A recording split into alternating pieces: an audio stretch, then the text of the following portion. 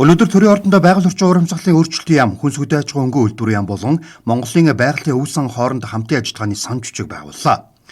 Хамтын ажиллагааны байгаль орчны хамгаалал, урамсгалын өөрчлөлтийн бодлого, бэлчээрийн мал аж ахуйн хөгжлийг уялдуулан хэрэгжүүлэх, салбар дундын хамтын ажиллагааг шин шатанд гаргах зорилготой юм а.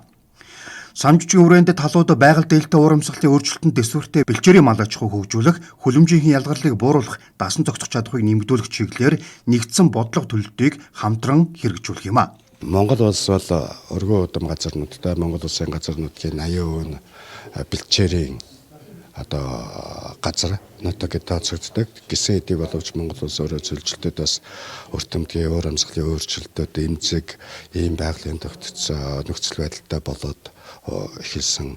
Энэ бол хүндрэл сорилтууд учруулж байгаа. Энэ хүндрэл сорилтуудыг даван туулахад бол бид нэр малчтын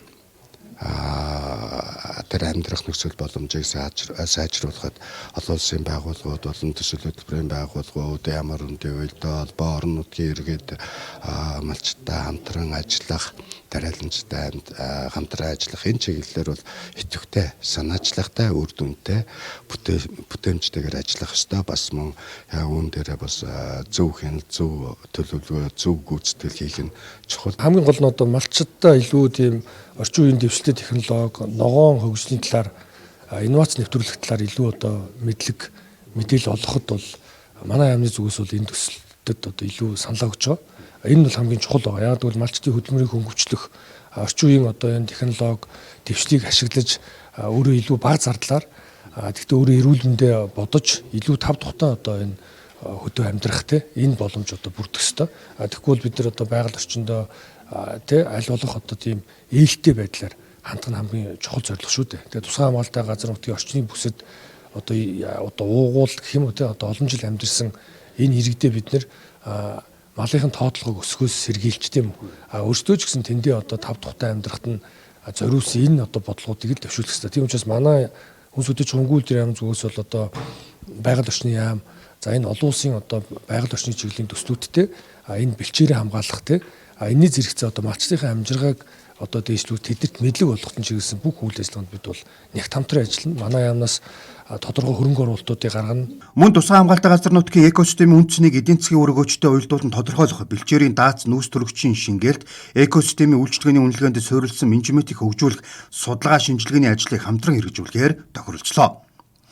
Түүнчлэн байгаль хамгаалалтын доктортой санхүүжилтийн механизмыг хөгжүүлэх, малчны ногоон шилжилтийн санхүүжилтийн загварыг туршилтаар хэрэгжүүлэх, үр дүнг хэмжих, тайлгнах, баталгаажуулах тогтолцоог нэвтрүүлэх, туршилтын эрүүл бүс байгуулах чиглэлээр хамтран ажиллах юм а. Монголын байгалийн өв сан гэдэг байгаль хамгаалах итгэлцлийн сан байгуулагдаад 2 жил болж байна. Энэ сан Монгол улсын засгийн газар Nature Conservancy гэдэг байгаль хамгаалах байгууллагатай Монгол улсын байгаль хамгаалах салбарыг байнгын санхүүжилттэй болгох, тогтолцоог бүрдүүлэхэд хамтарч ажиллах юм гэрээг байгуулсан. Тэгээ 2 жил болоод гүйцэтгэх үе шатанд орж байна. Сая зурсан санамж бичиг бол мал аж ахуйг байгаль орчинд ээлтэй хөгжүүлэхдээ орчин үеийн судалгаа, шинжилгээ, гадаад дотоодын санхүүжилтийг татаж оролцуулах, малчтад ногоон зээлийг одоо хэмжих, тайлагнах, баталгаажуулах тэр MRV гэдэг системтэй хамт нэвтрүүлэх, энэ малчтын зээлийг нийлүүлэлтийн сүлжээтэй холбож өгөх, банк санхүүгийн хувийн хвшлийн байгууллагуудтай хамтрах ийм ажлыг эхлүүлэх зорилгоор саяны санамж бичгийг зурсан. Энэхүү хамтын ажиллагааны байгаль хамгаалалт, бэлчээрийн мал аж ахуй, урамсгалын бодлогын уялдааг бэхжүүлж доктортой хөгжлийн зорилтуудыг боддоор хэрэгжүүлэхэд чухал хувь нэмэр оруулах юм а.